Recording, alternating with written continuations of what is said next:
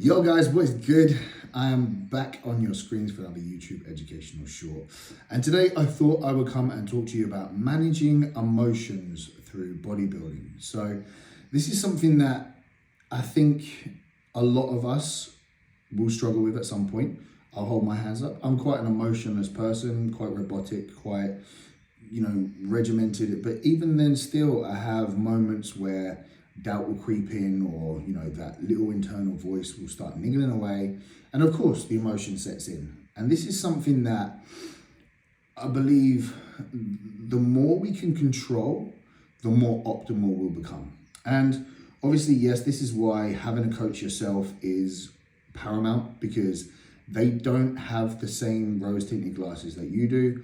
Obviously, it's your journey, it's your goals, it's your investment. You know what your why is, you know what you want to do. You put the time, the effort, the energy, everything into it. So of course there's going to be way more emotion there than what there would be from a person who's on looking from an analytical point of view. But this is what we need to try and remember to do for ourselves.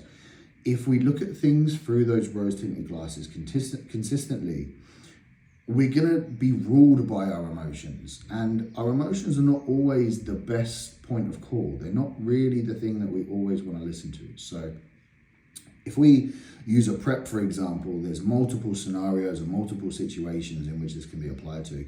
And if we take the kind of latter parts of the prep, we've all been there where we're looking at ourselves and analyzing ourselves. Oh, I look flat, I look small, oh, I'm too fat. Oh, I need a refeed. Oh, I need to do this. I need to up drugs. I need to, the cycle will go around in our head, and the emotions will start kicking in. This is where we have to try and detach ourselves away from that emotion. We have to try and put ourselves in a more analytical mindset and look at things like data, look at things like time periods, look at things like our goals in relation to that time frame. So if we go with the I'm running flat, this is something that I hear all too often in regards to coaching, preps, dieting. We need to have a time period where we do run flat. And sadly, that comes with that, we will look pretty fucking shit. You're not going to have that same muscular pop. You're not going to have those same insane vascular striated pumps. And this is a process that you have to go through to get to the condition that you need to be on stage. So when you're in the gym and you're trying to lift and you're trying to train, all of a sudden the pumps aren't there and you're feeling a little shit about yourself, and you look at yourself in the mirror and you're like, oh, I need a refeed, I'm flat, I'm weak. You just have to say, okay, this is where I need to be. This is what I need to do to get to that next level condition. Not let the emotion kind of drive us into thinking, oh, well, we need this refeed or we need this. The need for things like that, and a refeed isn't used like that. A refeed is to wash away fatigue. A refeed is to, bring up a little bit of energy balance, to wash away some of that mediated fatigue from cardio training, dieting. It's not there to make us look good, because ultimately the end goal is to look good on the day. It doesn't matter what we look like in the lead up to the show to a certain extent. It's something that we want to remember. And this goes for like an off season as well. In a progressive phase, you are naturally going to get more uncomfortable. You're naturally going to feel more self-conscious.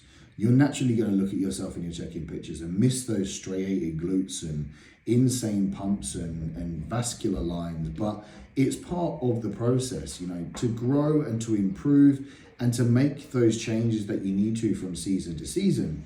We have to go through those stages.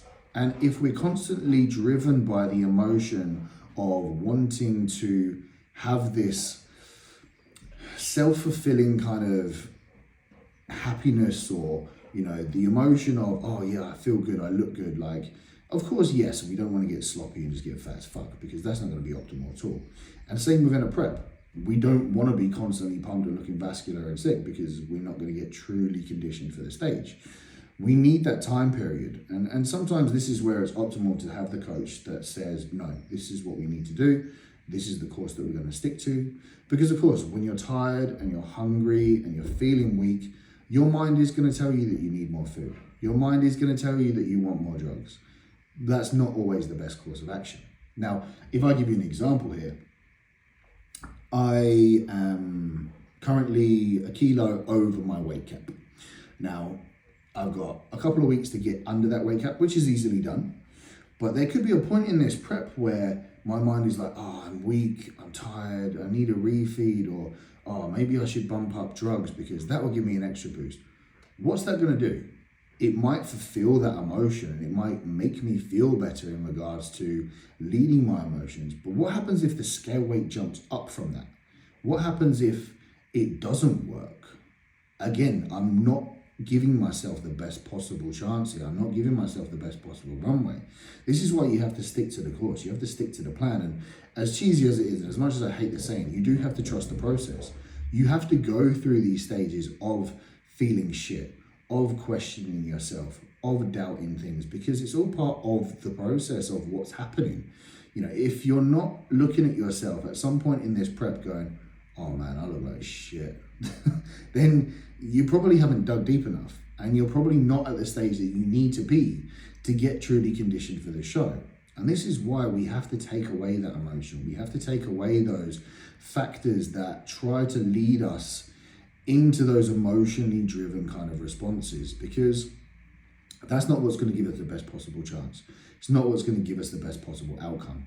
You know, you have to roll with it. And the amount of times that I've had a client say, oh, I think I need to do this, or I think I need to do this. And I'm like, no, you just need to trust me. You need to roll with it. And then before you know it, 2 weeks down the line, it's like, oh man, I never expected that to happen. Like, I look so much better now. Of course, because this is the process. This is what we have to do. You have to go through those stages. You have to go through those periods of time where things don't quite look right. And it's the same with like a peak week, for example. You could have, say, like a water load or a carb load, and you're like, oh my God, I look bloated, I look watery. Yep, you're loaded full of water and carbs. But we're not getting on stage now. We're getting on stage in a day's time or 2 days' time, when you've had time to dry off. You've had time to utilize those carbs. You've got a pump, you've got a tan, you know, everything is going to change.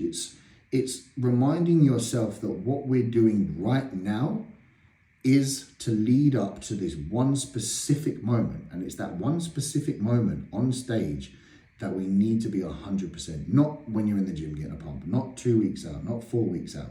It's on the stage, when you're being judged, when you're there to do the job at hand. So guys, remember, take away the emotion, try and stay on the course, and you'll be absolutely golden. Much love, stay blessed, and I will see you all soon.